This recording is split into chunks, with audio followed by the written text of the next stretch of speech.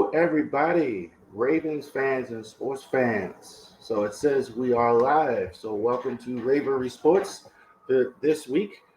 We are here in the first week of October. So a lot going on. We got the very end of the baseball season here and going into the playoffs. The Orioles season is ending. Our Baltimore Orioles and also the Ravens now going into the quarter pole.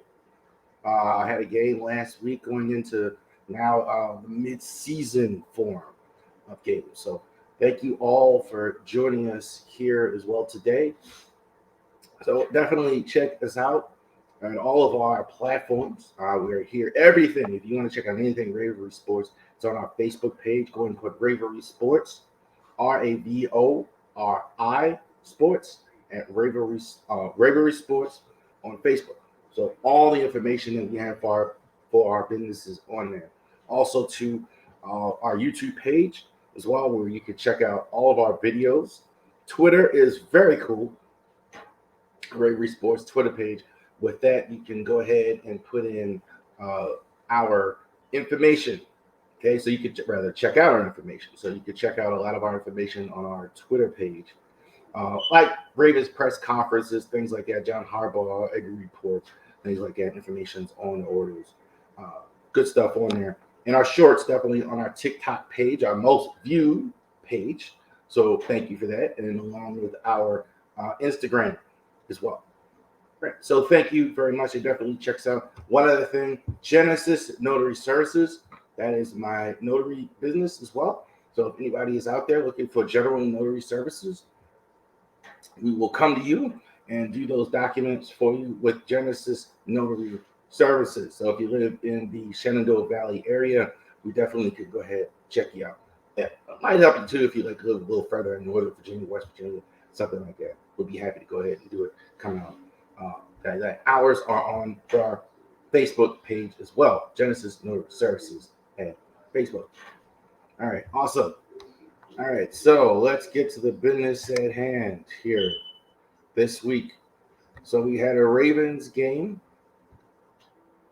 and that is the final score, the bad news final. Buffalo 23, Ravens 20. So we're going to go ahead and review this game. Very close game, definitely winnable. I went on live a little bit afterwards and just kind of said it felt like a missed opportunity.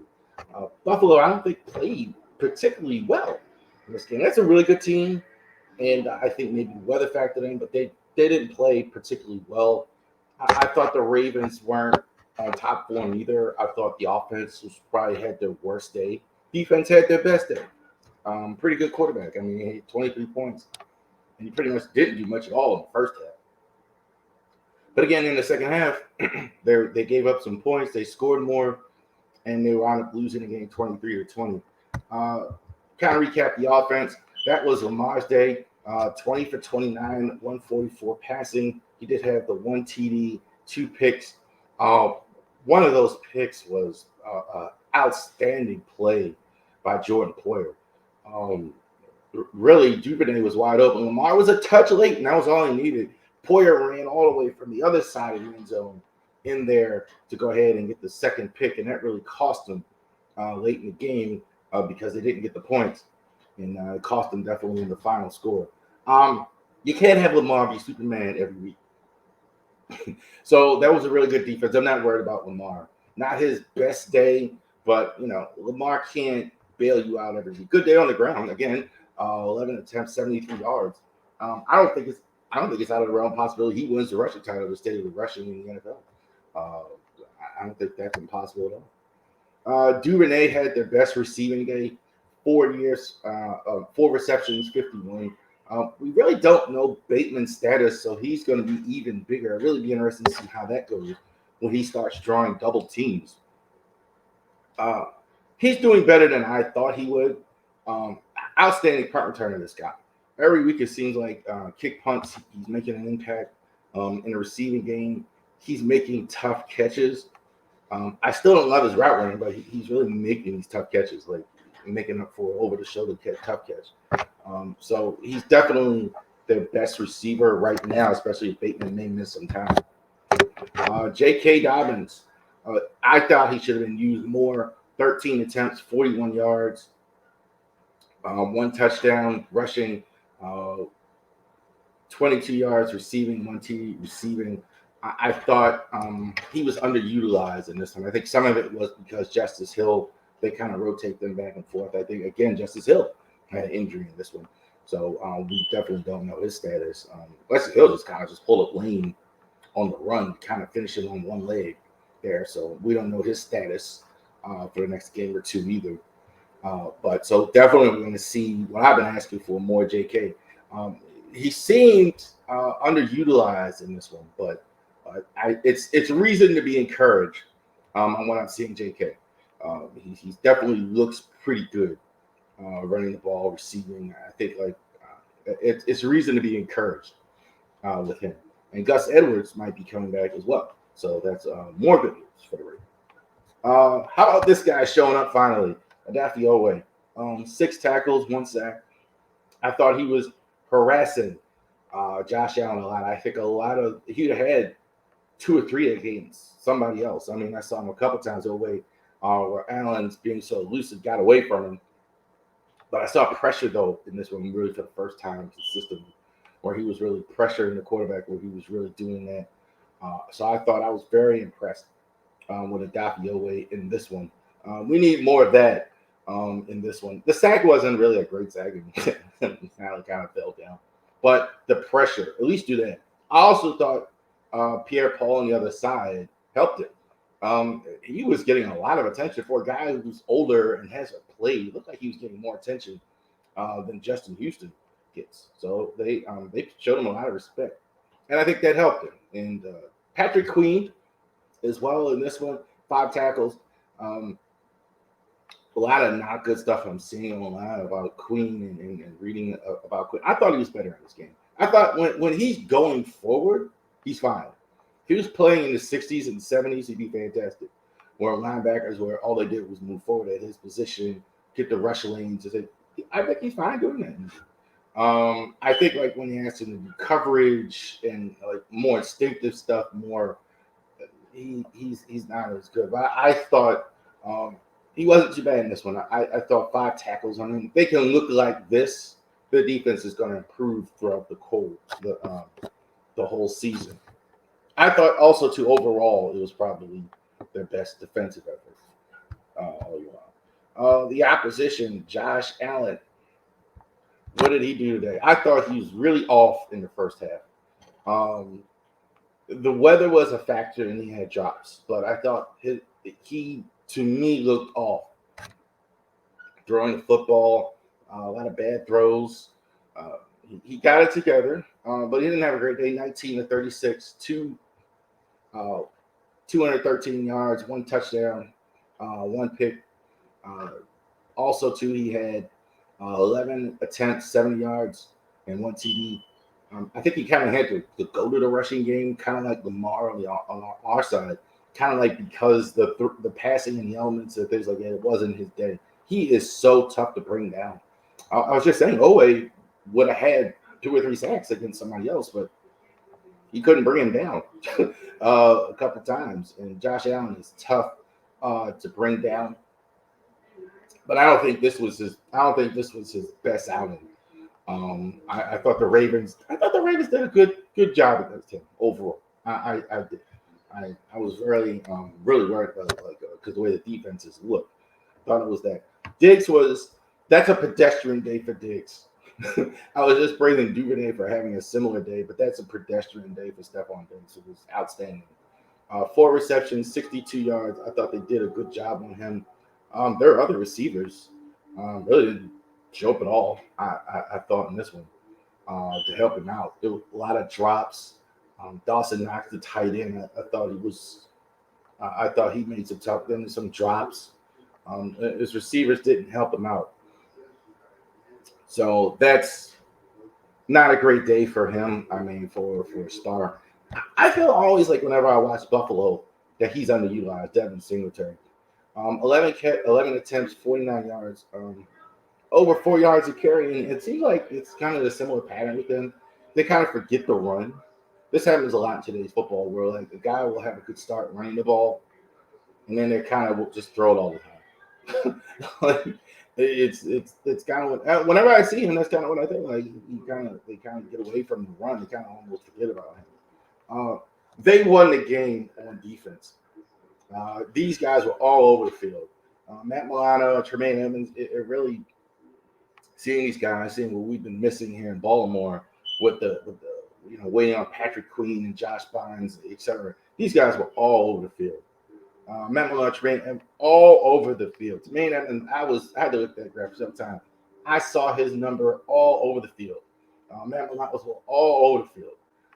So I think they did a good job of containing Lamar in this one. I think this is why they won the game. Their safeties are outstanding. Jordan Poyer and Micah Hyde, who's injured, they're fantastic. That was a fantastic pick. I was very impressed with that interception that he made of Lamar in the game. That really, really made a difference in the score. Jordan Poyer, Buffalo, when you talk about defense, everybody undervalues safety. You see why the best defense maybe in the NFL, even though maybe San Fran.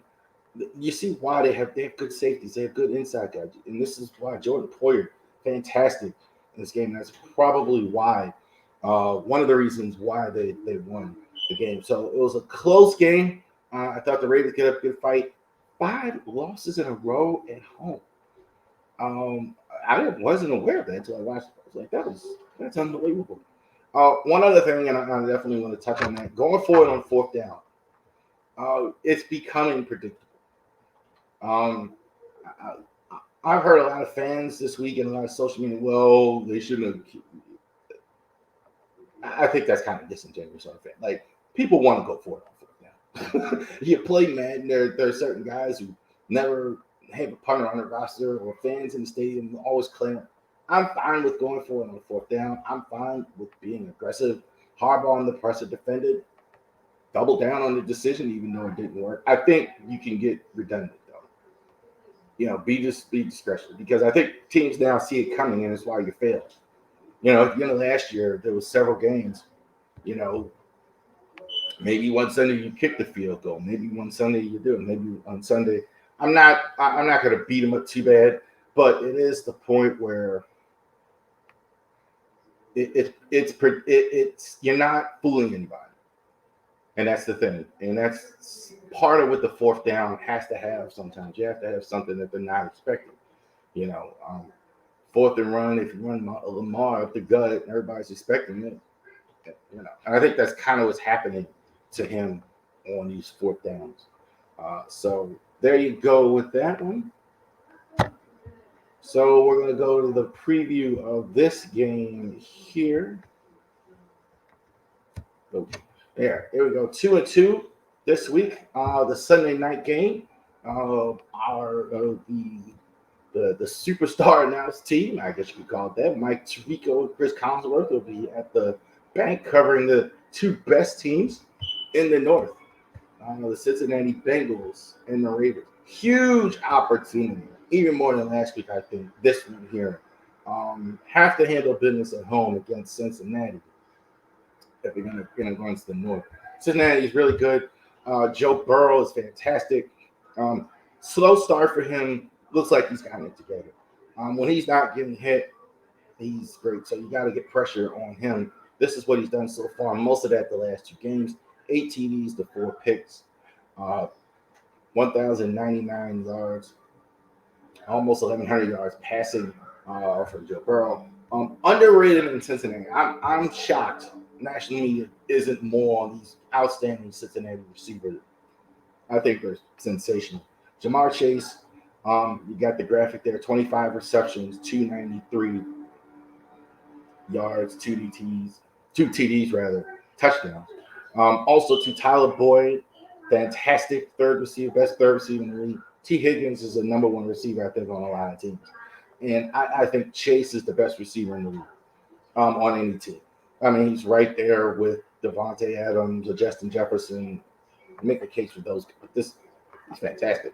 The receiving group, very, very good. Here's one of the most unsung players in the league, Joe Mixon. Even without good lines, he's been very productive. 58 attempts, 224 yards on TV. Joe Mixon's pretty steady back there. I mean, I think that's a guy that they're fortunate to have, makes tough runs, does well in the offense, catches and receive, makes tough runs. Not a lot of this, like when you see a Justice Hill type. Joe Mixon is kind of the. I almost don't want to say. I almost want to say the opposite of that, but like similar, really takes the contact, really hits somebody. Yeah, so that's Justice Hill. Sorry, that's Joe Mixon. So very good offense. Not so good on the offensive line, although they have been better. I think they can get pushed around up front. On defense, I don't like their defense as much. I think this is you're talking about Cincinnati. These two guys are really good, even though they've had a bit of a slow start. But Trey Hendrickson is a high motor guy. When I see him, he reminds me a lot of Michael McCrary. When I see him, just motor running all the time. That's what it seems like. He just wears out the offensive line. Sam Hubbard is good on the other side as well. One of the captains on the defense as well. Only the 1 sack so far in 4 games, but they're a good tandem. I think their whole front 4 is pretty good. Their back end, I don't like it much. I think it's kind of overrated. Von Bell had a good game last week. Definitely, he had the 2 interceptions. I think their corners are just average at losing it. And Logan Wilson, their middle linebacker, is pretty good. But I think they're vulnerable there. I think Lamar can have a good day against those guys, against the defense. I think the Ravens really going to play with a sense of urgency. Harbaugh is probably going to be screaming his head off in practice this week. I wouldn't want to be those guys in practice this week, and I'm sure they're going to play with a sense of urgency. They're really going to want to get the victory here to stand on a national game. So I don't like our chances in this one. I think they're going to come out and show that they're the best team in the North. And this is huge. Look, since Cleveland still doesn't have – they're still about a month or 2 away from having any kind of Deshaun Watson on the field. The Squealers just put in Kenny Pickett finally. So huge game in the North for the Ravens. So you look at us, what we have to do. Ronnie Stanley, blocking those 2 pass rushers. I mentioned Ronnie Stanley. Go ahead and have at Ronnie Stanley on the social media. Go ahead and let him have it. Let Harbaugh have it. This is crazy. 4 games. We're in week 5 now. Last week, really, I've more been in the camp of. I saw a lot of the negative social media. I've been more in the camp of, well, why are we doing that? That's a bit much. Go ahead and have it. Because it's been 5 weeks. He's been practicing. He passed all the tests. Well, we're not going to put him on. He's ready to go. Then, well, no, I'm not ready to go. Well, practicing 1 day a week. Now it's 2. Well, he practiced Wednesday and go. Well, Friday he didn't go. Well, now this is getting weird. It's getting weird. If unlike we got good news this week. I'll use this opportunity. Ty Bowser it may be coming off of a PUP along with Gus Edwards. Gus may start practicing. That's what you should have done if you're not going to play the first 4 games. There's no other way around it. I don't know how this is going on. And then you ask Harbaugh, well, it's come on. So have at it. But they have him. They're going to definitely be good in this game because they have those 2 outstanding passers. So let's see if he actually plays and can be effective in this one. On defense, a name we haven't talked about yet, Travis Jones. So we did have the injury with Michael Pierce. I noticed Travis Jones getting a lot of snaps. Going against Joe Mixon, that center defense is going to be vital because they definitely have the weapons to throw the ball. So not letting Mixon have a good day. Travis Jones, big guy, clear. Some guys you see him in college and you see him like nose tackle. That's what you think. There's some that are defensive tackles, 3 technique with a nose tackle. This guy is the old school nose tackle, nose guard. So definitely that's going to be vital in the success of this one. So those are the two names for the Ravens. I definitely want to take a look at. All right, there you go. So definitely, we got the game Sunday night, 8 o'clock. So definitely, there we go. We're gonna go ahead and go over that as well. All right, this is not a Ravens Orioles tie. I do want to talk about this. From what I saw, we all saw the Thursday night game last week with Tua Tagovailoa when he was playing the Dolphin. With the Miami Dolphins were playing Cincinnati Bengals. Thursday night game. First of all, we hope everything is all right with Tua and his family and everything. It was a violent hit that he was hit. I want to say this. He was clearly concussed beforehand. That's why he got hurt in this one, had to be taken off on the stretcher. Indulge me for a second with this one. Okay. So I know some of you may have seen the movie Bad Boys 2.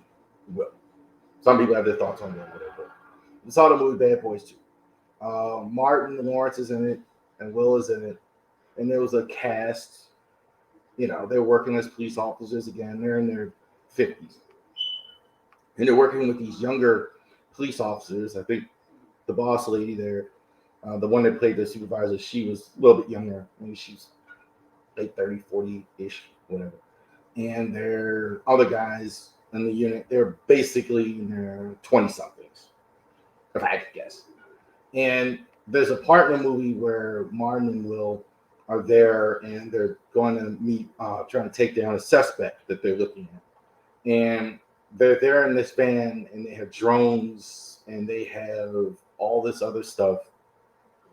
And they're all there at the crime scene. It's like they're just standing in a van looking at a screen, the drones, and then we're going to send the drone in, and this young guy, we're going to do this. And Will has a line in the movie said, well, we're doing all this. Why can't we just go take him down? Why can't we just take him? Since he's here and we're here, why don't we just do that instead of doing all this other stuff that we're doing with the computers and the drones, etc.? And I go, I kind of felt old guy because I agreed with him with that. Now, what does that have to do with the Tua injury? That's kind of like the response I've heard from all this other stuff. Well, he passed the medical exam. Well, all this other stuff happened. Well, we did this. Well, I would never, blah, blah, blah. All this spin, all this stuff. And the guy wobbled off the field the week before. He didn't look right. And somebody would just look at their eyes and say, hey, maybe this guy shouldn't play. I think nobody did that. And of course, afterwards, they fired the doctor. One of the doctors involved, they kind of scapegoated him. The coach had to go, use your brain. I think we kind of get away. And I think, not to be insensitive, because obviously it's a brain injury when we talk about it was, that's kind of what stuck out to me there. Everybody after the fact wanted to put all these words, and somebody was just said, hey, look, maybe you shouldn't play on the field because you wobbled off the field the last game. How's your head feel? Well, I don't know. Yeah, and that's kind of what should have happened. I thought it was a lack of accountability. I spent a lot of time looking these things up. It was very ambiguous, but ultimately, I believe coach should have said, no, you should have played, especially in a Thursday night game. I always thought and I'm a big believer in that. The Thursday night game should be more caution because your body hasn't had a chance to regenerate, heal in these games. I talk about any injury sitting out. So I was very disappointed in the league, in the Dolphins, in the coach. Tua has to take his own responsibility as well. He's got to say it too. But I really, it's a violent game. Lamar is holding out for this guaranteed money from the Ravens. Not holding out because he's still playing, but he's asking for, and this is why. Stuff like this happens. You might get on the football field and never be able to get up and never be able to play again. It might be him stretching out, God forbid, on the field or anybody else stretch it out on the field and never get to play. And stuff like this happens. So, and again, after the fact, let's say a player or whatever it does get hurt, and this is what they're going to say, hey, we passed all the tests. So that's kind of my thought on it. Lack of accountability with the Tua injury on a lot of fronts. All right, so let's go to our Big Five, our NFL Big Five. So let's go ahead and go over there and pull that graphic up here. All right. So it says it's week 4 was 2-3, 9-11 for the year. Total with our Big Five. Tough to predict games. That's why I don't do gambling, and that's why I don't do point spreads. I'm not a big. I don't see why people do. I don't see why people do. But it is fun to predict games and call it and do that. So I do understand that part of it. So we're gonna go over these games. Our Big Five, biggest games on the schedule this week that are not Raven games. All right, so we got 2 teams here trying to right the ship, still in the fight here. Colts with the lousy owner Jim Irsay and the equally annoying Chris Ballard going against the Broncos in Mile High. Broncos, I got a feeling they're gonna right this. They're getting a lot of negative. I don't think their supporting cast kind of match the hype. I also don't think they're as bad as they've been. I think the offense eventually will kind of get themselves together. I do. I think Russell Wilson still looks pretty good. I mean, statistically, he still looks pretty good. Their defense, though, I think is decent. I don't think it's great. And they're going to be missing Randy Gregory, it looks like, for a little while. Again, I think they'll definitely have enough here against a Colts team, and I don't know what's going on. They beat Kansas City, and they just go ahead and they just lay an egg against Tennessee in the division game. Matt Ryan was a little better in this one. I thought Matt Ryan was somewhat better in this game. They may not have Jonathan Taylor, which is huge for them. They still don't have former Darius Leonard, Shaquille Leonard playing. That's huge for them. They don't look like a complete team. I think they'd be a better team if they had their complete team. But I don't think they have enough to go into Denver to go ahead and beat the Broncos. But they're still in the division. I mean, from what I can tell. But they all might be looking up at Jacksonville at this point. Eagles and the Cardinals is going ahead, and that's going to be on Sunday. The Cardinals, Philadelphia Eagles, and the St. Louis Cardinals. That's baseball. Arizona Cardinals. The Eagles are definitely the best team in the NFL right now. I mean, record-wise, I mean, there's no question about it. I think Jalen Hurts has been fabulous. Definitely proved me wrong from preseason. A.J. Brown has really helped them. Devontae Smith, like their style of play, very old school, running the ball a lot. And then when they are throwing, they've definitely improved their percentages. Good defense. Fletcher Cox is there. I love watching Darius Slay running around the field. And very a lot of fun to watch. And I'm gonna go with them. Cardinals are Jekyll and Hyde. I don't know what to make of the Cardinals, except for when Kyler Murray gets rolling, they win. What type of day is he going to have against this Eagles defense? What type of day is he going to be consistent during the whole game? So he is definitely going to be their guy in this. So he can prove me wrong by having a great day. I like the Eagles. I think the Eagles are rolling, and I think they're going to continue to roll in this one. We got the Pittsburgh Steelers, the Squealers, going against the Buffalo Bills. Mike Tomlin finally wised up, and he started playing Kenny Pickett in the game. in this week, and he was also going against Josh Allen and the Buffalo Bills. So, look, he had to finally wise up when he talked about having Kenny Pickett there and over Mitchell Trubisky. Mitchell Trubisky is not good. He was not moving the ball. He was not playing well in this game. He was not playing well for him. I don't know what taken him several weeks to go ahead and do.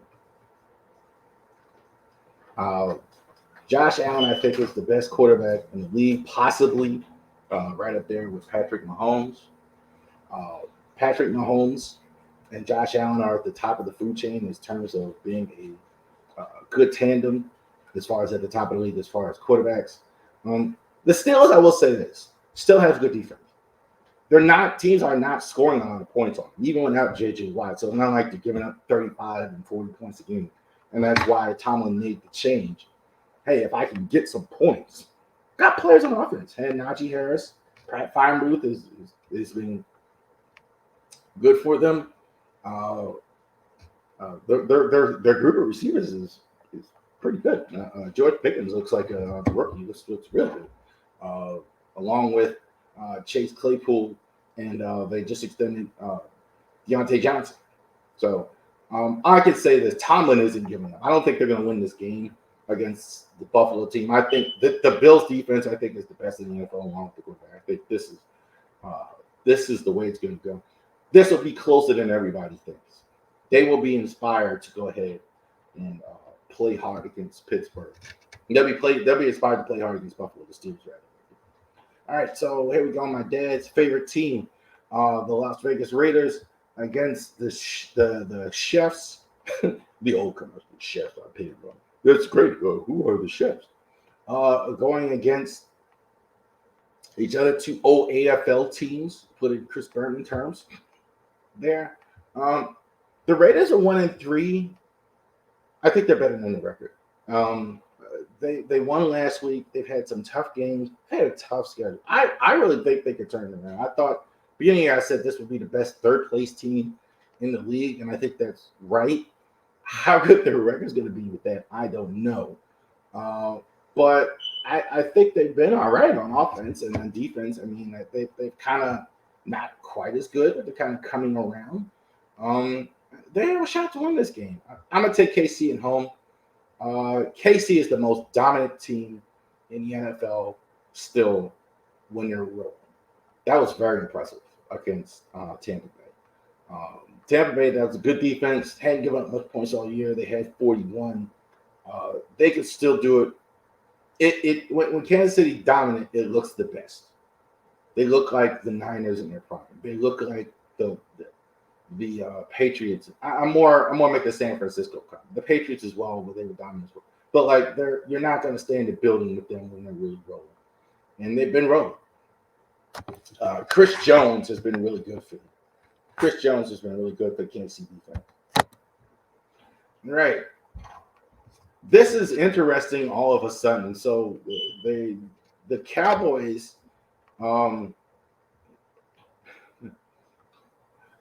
Jerry Jones creates so many problems for them. As great as he is as a business, I think the Cowboys as a business is phenomenal. You're running the Cowboy fans wherever you are. I think as a business model, they're great. On the field, Jerry Jones creates so many problems for the team, for his coach, for all that. He comes out and says, well, I don't know if I stuck. Why would you say that? Why on earth? Why would a guy who's been an owner for this many years, he would say that, and you know you're going to create problems. And it made Prescott look bad. It made the coach look. I mean, why would you do that? I would say this: he's not wrong 100%. They look good. They won they won a couple games in a row. I think they played better than the Rams. The Rams offense doesn't look good. There's no other way to slice it. They're not. Allen Robinson hasn't done much. They can't really seem to figure out the running back situation between Darrell Henderson and Cam Akers. Their Cooper Kupp has not had as good as a solid of the year. I'm going to say the solid of the year. And defensively, first of all, it's still Aaron Donald. I mean, Aaron Donald has 3 guys. Ramsey, I think, is fantastic. He's even underrated. I think as good as he is. Anytime he gives up 80 yards, everybody, he got very not going to have a great day against Jalen Ramsey. I thought he was great. I thought he was pretty good in the game Monday. As well. So, I'm really gonna take. I'm gonna take the Rams with not a lot of strength to it. But the way they've been going lately, this might be the last one here. I see this too. Been on Big Five a lot. They've had some tough games. They've had Buffalo. They're in this one. They've had the 49ers, which again, they've had a pretty tough schedule here in that division. So keep that in mind with the Rams. Well, I think that's part of it as well. So there you go. Big Five. And those are NFL Big Five games for the week. Definitely check out all those games over on Sunday and Monday and Thursday. Thursday games I don't like. I don't think we should have a Thursday game every week. I don't think it's good for players. I mean, they're going to make money. I mean, Amazon Prime just paid like $1 gazillion for it, so it's here. But it is what it is. It is what it is. But we're definitely going to have games. So definitely check out those games, the larger NFL. So one thing I want to talk about, we're going to talk about a couple things. Orioles here. Adley Rutschman was successful winning Most Valuable Oriole. This channel selected Anthony Santander as the Most Valuable Oriole for the offensive side, on Felix Bautista for the pitching. I got no problem with Adley. He's going to be the future of the franchise.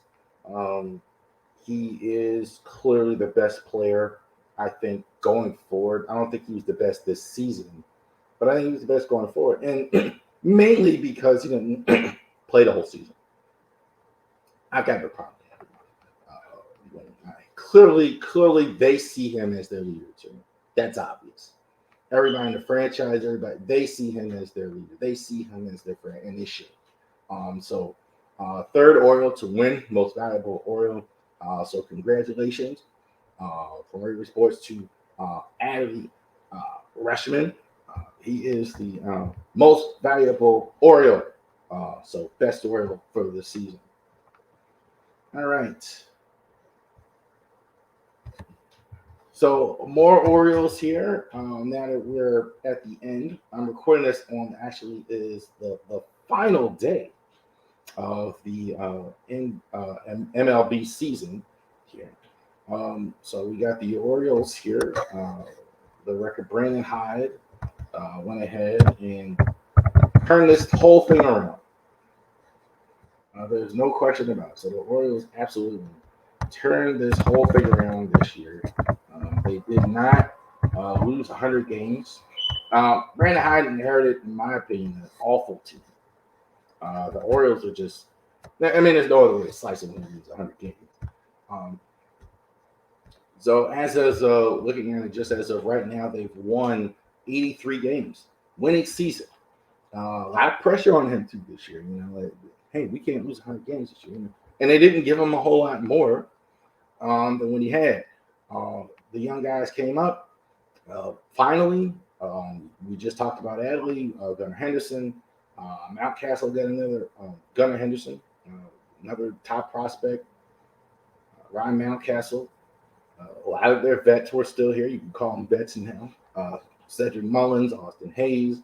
The bullpen turned right around. They found closer of the future. So does he deserve a long-term extension? I put that out there in our social media world to a lot of our fans. Right? Does he deserve a long-term extension? And there was mixed opinions on it. Some said he would have, yes, he definitely should have a long-term extension. And when I say long term, you find it like a 3 or 4 year. He's already has a contract, from what I understand, reportedly for another year, 2013. He already did sign an extension. But do we want to give him a 5-year deal? Something along that line, like, big money deal, make him and lock him up. Some would say no, short-term extension. He still has to prove himself. Some would say, and this is social media, various social media outlets, including Ravens Sports and others. Some would say, well, yes, we should. Some said no. Some said he should be fired, which is kind of crazy when you fire him after he has a best season. Looking at this, definitely, I believe he absolutely deserves a long-term extension. He was not set up to succeed here. They stripped the whole team. They were awful. Period.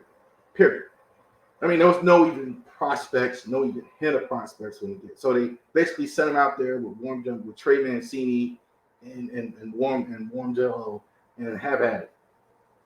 Team was terrible on all fronts. But I know I was always impressed with him. I'm impressed with him in these pressers. I think he's very good at that. I've seen the interactions of him with the team. He's very impressive with that.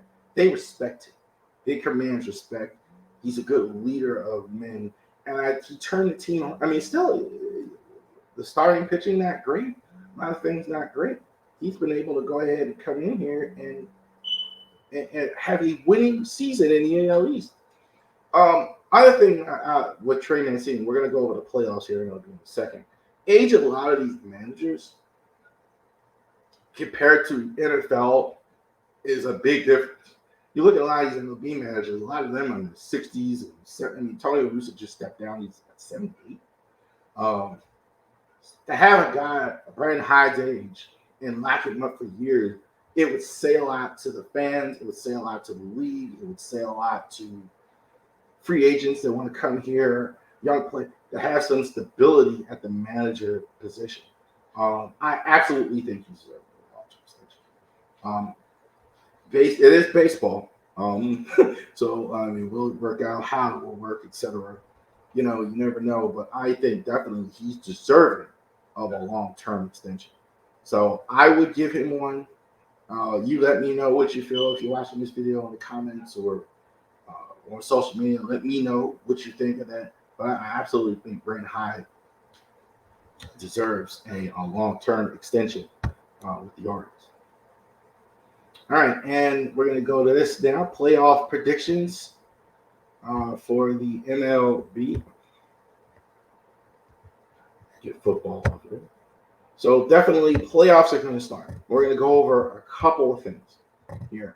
One, playoff system is going to be a little different this season. Okay, so no more game 163 if it's a tie. I don't think there'll be one, but no more of that 163. They're actually going to do tiebreakers going to the playoffs. 6 teams now are in the playoffs. Total 6 from the AL, 6 from the NL. There's a wild card round of 3 teams seeded 3 through 6 will play in the wild card round. Division ranked winners with the worst 2 records, also to the and also the teams that make the wild card. Okay, so that's going to be, division winners with the worst record, 1, and the 3 teams that make the wild card. They're going to go ahead and play in the first round. The 2 top teams, best records, are going to have a bye. They're automatically going to be in the American League or National League Division Series. So change to the format, then and then also onto the League Championship Series and World Series. Okay. So a little bit of a change. I wanted to go ahead and explain that. Some people maybe didn't know, or whatever the case is, what the change is. Okay, so MLB playoffs. Okay, so we're going to start here. Hopefully this graphic. So it looks like the NL is up here first. So the MLB playoffs, National League wild card, Philadelphia Phillies are the 6th seed. They're going against the St. Louis Cardinals, which is the 3 seed. So Cardinals won their division, the Central, and the Phillies were able to get in. Phillies fired Joe Girardi earlier in the season. Unhappy. They spent a lot of money like that. Big turnaround, big push at the end for them to get in above Milwaukee. So good for them to go ahead and actually get in. Good effort for them to actually get in. Bryce Harper. That lineup is really good. I think the Cardinals, are the best run organization in all of baseball. Maybe them or the Atlanta Braves. Paul Goldschmidt had a shot at the Triple Crown, may not get it. Free agent to be Nelson Olano was also good again for them. They still have Adam Wainwright there. They always seem to have just good, solid pitching. Definitely like them in this series. Cardinals, I think they're the best run organization. Also, too, very cool to see two guys, Yair Molina and Albert Pujols, contribute to winning here at the end. Both of them said they're going to retire at the end of the year. Both of them contributing to winning here at the end. San Diego Padres, I think the team with $1 million here, they spend a ton of money all of a sudden in the last couple of years. Last season, before the season, a lot of buzz. They went out and got Darvish. They went out and got Manny Machado. They had Tatis. They went out and got. They spent all this money, and they kind of were like sub 500 this year. They've kind of been more what they thought they were, even though they haven't had Tatis. They got Juan Soto, traded away a lot of picks. It's incredible that the Mets are fourth, as big a lead as they had. And the Mets aren't a collapse by any stretch. They won over 100 games. So definitely, the Mets definitely, I think are the better team. As good as the Padres are, I think they win this series. The Mets pitching just kind of is the trump card. Scherzer, DeGrom, and Edwin Diaz, the closer, coolest closer entrance you ever see. Even though I'm not a Mets fan, they're very good, very, very good. Very still even surprised, even as good as the Braves were, that they didn't win the division down the stretch. Braves and Dodgers are in, obviously, bye in the first round. AL. So we got that MLB playoffs, AL wild card, Tampa Bay Rays, and the Cleveland Guardians. Say that slowly. Been hard for me still, even now, not to say Devil Rays, not to say Indians. Cleveland Indians. Looking at I did it again. The Guardians, they have the longest tenure manager in the MLB, with Terry Francona. 10 years he's been there. That's unbelievable. I really didn't. I really had to struggle and think like he's been there 10 years. I mean, it's hard to imagine. I'm very surprised that he had been there 10 years.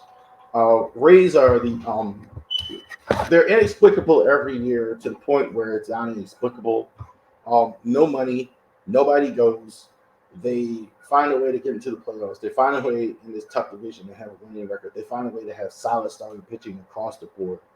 Even now, no longer with these great prospects. It used to have James Shields and David Price and these young guys they brought up through the system, these great prospects. No longer with that. Just veteran guys, even. Corey Kluber, guys like that, 1-year deals. They come in and they pitch well for them. What's that? So they are in. I think they beat Cleveland. Cleveland is not. Cleveland is not. I think they're the worst team in the playoffs. Even though they had a good season, Jose Ramirez is there. They're pretty good. But I don't think they beat the Rays. I think the Rays pitching is going to be too much for them in the short season. I don't think they have enough offense to go ahead and take them out. Mariners find a way to get in as well.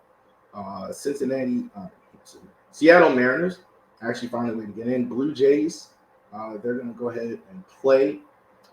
Looks like the fourth round. Again, this may change. This is just based on the stat, what I saw. Blue Jays were the 4 seed best wild card.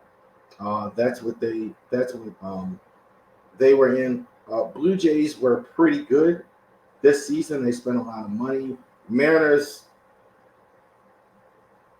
I don't think they're Mariners. I think their best player is Julio Rodriguez, the rookie. They have Aguino Suarez there, had a good season for him. All that. Signing him last year, Robbie Ray. I don't think they go very far here.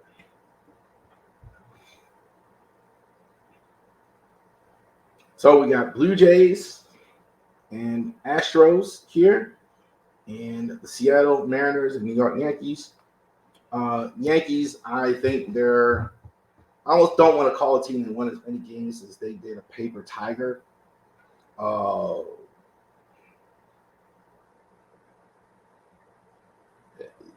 don't see much on offense besides Judge. I mean, as phenomenal as that has been, hitting 62 home runs. But they got a lot of guys with damn near pitching across the board is really good. Garrett Cole is obviously fantastic all the time. The whole rotation, Savino, they're very good all the time. And I think the Astros on the other side are equally as phenomenal. Houston Astros, I think, are fantastic. The Justin Verlander story has been incredible. You know, I look at Matt Scherzer and Verlander still at the top of the game, still leading rotations when there were two guys, young guys in Detroit, making them well many years ago, about 10 years at this point. And now they're going to be leading teams into the playoffs that won 90-plus games. But Houston's been good. Jose Altuve, I like them in that as well.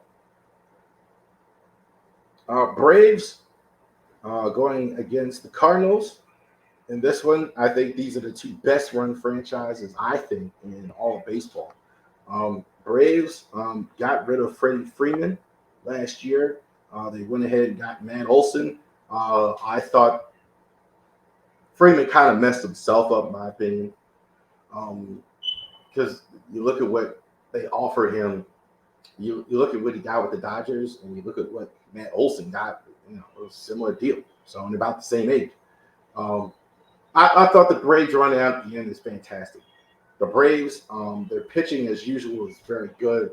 Their offense, Austin Riley, is great as well with Matt Olson. And they're I think, the two best players. Ronald Acuna and Ozzy Albies I think they're the engine that makes it go, despite of those other guys. I don't think Cardinals have enough firepower to beat them in this series.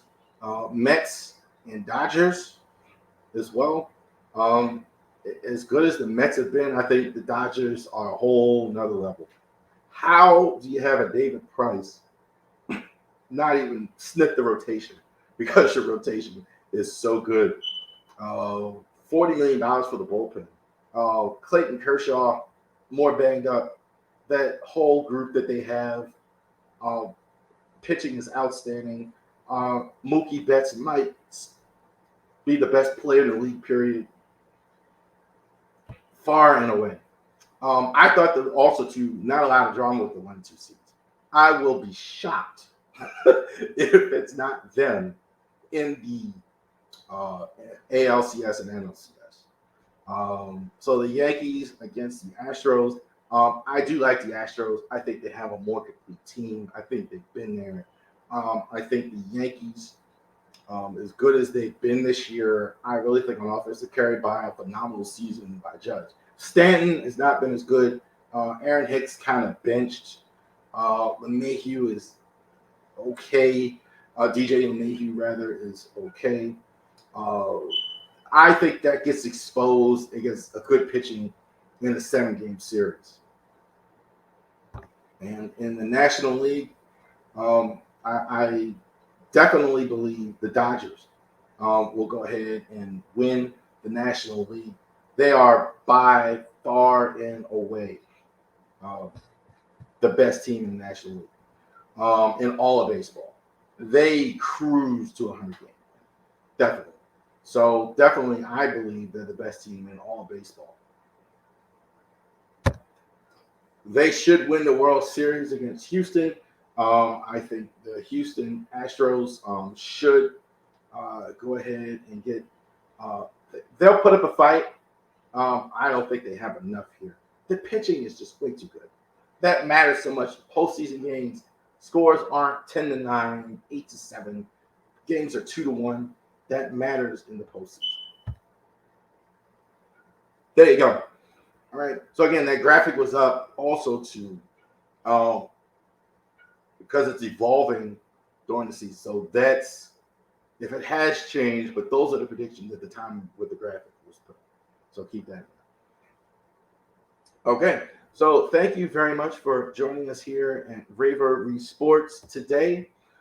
Definitely next week, we're going to go ahead and talk about the NFL. And let's go ahead and get this up here. We're going to go ahead and talk about that game. We're going to preview the Ravens and the Giants as well. They're going to go ahead and get that squared away. Also, too, we're going to go ahead and review this one here that we're going to play on Sunday. May go live after the game on Sunday night. So definitely, maybe not Sunday night. We'll see how that goes. But we're definitely, absolutely going to go ahead and review that game as well. And also, too, as well, we're going to do a full recap. Season is officially over after today's recording. So we're going to go ahead and finally, we're going to do a whole recap of the Orioles season, of what they've done in 2022. This phenomenal turnaround season that really helped baseball survive in Baltimore in 2022. All right, so I'm going to go ahead and end the stream. Let's go ahead and thank everybody for watching the stream.